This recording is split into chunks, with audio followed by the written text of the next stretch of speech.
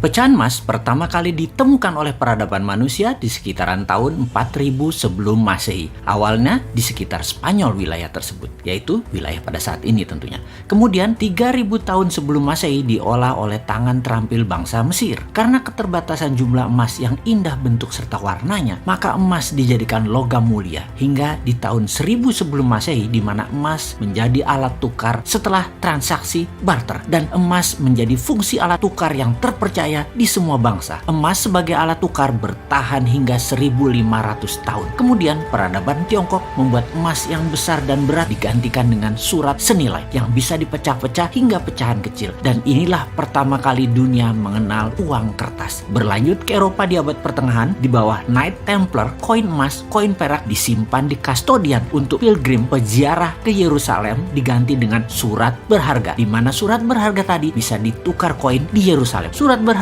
tadi hanya dihargai oleh sesama Templar. Kalau dirampok di tengah jalan, surat berharga tadi tidak berlaku. Harta koin emas dan perak tetap aman. Itulah pertama kalinya dunia mengenal 3 sistem, yaitu penyimpanan koin nomor 1, kedua surat berharga, dan ketiga transferring system yang saat ini semua disebut dengan banking system. Lalu 500 tahun kemudian bank pertama di dunia lahir di wilayah Italia, dan 100 tahun kemudian mata uang kertas pertama dengan sistem perbankan diperkenalkan di wilayah yang sekarang disebut Swedia. Disinilah timbul distorsi. Jumlah uang beredar ternyata tersering lebih banyak dari emas yang disimpan yang harusnya ada di kastodian atau di bank metal atau tempat simpanan cadangan metal berharganya. Sejak beberapa tahun ini timbullah keinginan banyak bangsa untuk kembali menggunakan emas sebagai alat tukar. Emas tidak mengenal inflasi. Emas nilainya stabil dan harga emas di seluruh dunia nilainya sama. Emas pecahan yang sulit dibagi secara fisik diganti dengan uang akhirnya terpecahkan solusinya. Dengan sistem digital, emas Anda bisa dipecah-pecah hingga pecahan desimal terkecil. Sistem dinaran adalah ekosistem emas fisik. Untuk memindahkan fisiknya, Anda bisa dengan sistem digital. Sekali lagi kita ingatkan, yang digital adalah sistemnya. Emasnya ya emas. Mau diambil fisiknya boleh, minimum 1 gram. Mau disimpan juga boleh. Mau diberi atau dikirim ke sesama akun dinaran juga boleh. Mau diambil fisiknya di kantor dinaran, silahkan. Mau dikirim ke seluruh Indonesia, bisa. Dinaran bermitra dengan Antam dan memiliki jaminan deposit lainnya lagi dengan perusahaan tambang emas milik salah satu pemilik dinaran, yaitu Bapak Gita Wirjawan. Sebuah perusahaan terbuka dengan cadangan emas mendekati 11 ton. Dengan sistem digital tersebut yang bisa memberikan emas kepada sesama akun dinaran, inilah sebuah disrupsi besar yang dilakukan oleh produk putra bangsa Indonesia untuk dunia, dimulai dari Indonesia. Selamat bergabung di dinaran, selamat menabung, selamat memberi emas.